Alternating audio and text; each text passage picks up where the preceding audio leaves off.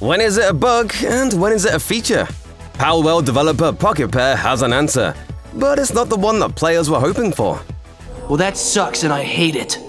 Palworld hasn't quite maintained the hype from when the game first debuted in January, but it still has a large and dedicated player base. That's because the game has proven itself to be so much more than Pokemon with guns, and developer Pocketpair has plans to support it for a long time to come. We could support other platforms too. Thank you for your support in advance. Thank you. On February 26th, the developer dropped its latest patch, which addressed a slew of bugs affecting everything from PAL behavior to save data. It also undid an extremely popular glitch, prompting an outright apology from the developer. Usually, patches get backlash for bringing new glitches into a game. It's not often that game developers ask for forgiveness after actually solving an issue. But if you've been enjoying this particular weird Palworld exploit, then it makes a good bit of sense. The new patch was fairly substantial, and some of the fixes included in it seem to have actually slipped past the development team. Just hours after unveiling the new patch, Pocketpair took to Palworld's social media channels to apologize for a fix that it hadn't even listed in the patch notes. While addressing other issues in the game, Pocketpair unintentionally fixed a genuinely fun glitch that was allowing players to capture tower bosses and add them to their team.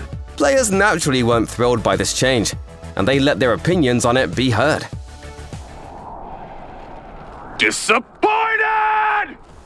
Before the patch, players had figured out an incredibly convoluted way to get their hands on tower bosses. The glitch involved triggering a wanted level and fast traveling to the targeted boss, then entering the arena to essentially break the game, causing the boss to freeze up as Palpagos Island Defense Force members flood into the fight. At that point, players could capture the boss with a regular PAL sphere. From there, all that was required was for the player to return to the title screen and reload the game, ditching that pesky wanted status while holding onto a newly acquired PAL and their owner. Pocketpair's apology makes it clear that the team didn't intend to erase this glitch with the latest patch.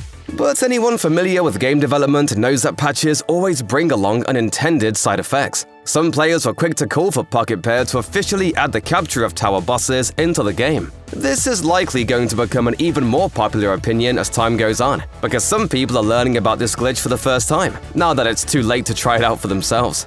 Others interpreted the tone of Pocketpair's apology to mean that the developer might actually have future plans for this particular bug. And some naturally took this as an opportunity to voice their frustrations about other problems with the game, like an issue with autosaves on Xbox and Game Pass copies of the game that Pocketpair has said it hopes to address in its next patch. Pocketpair might not have fixed this bug on purpose, but the developer is probably just fine with it being removed from the game for now. Tower bosses are supposed to be seen as monumental threats, and players who capture them were able to breeze past content that otherwise would have been more challenging. Plus, the company has already unveiled plans for adding PvP to the game, and it's easy to see how players having tower bosses in their arsenal might skew the balance in a PAL arena. That said, Pocketpair has also shown itself to be very responsive to player feedback. It's entirely possible that sometime down the road we'll see this bug restored to the game, albeit with some supporting systems to keep it from completely breaking the game's balance. For now, players can rest assured that it's only a matter of time before someone else finds an amazing in-game exploit like this one.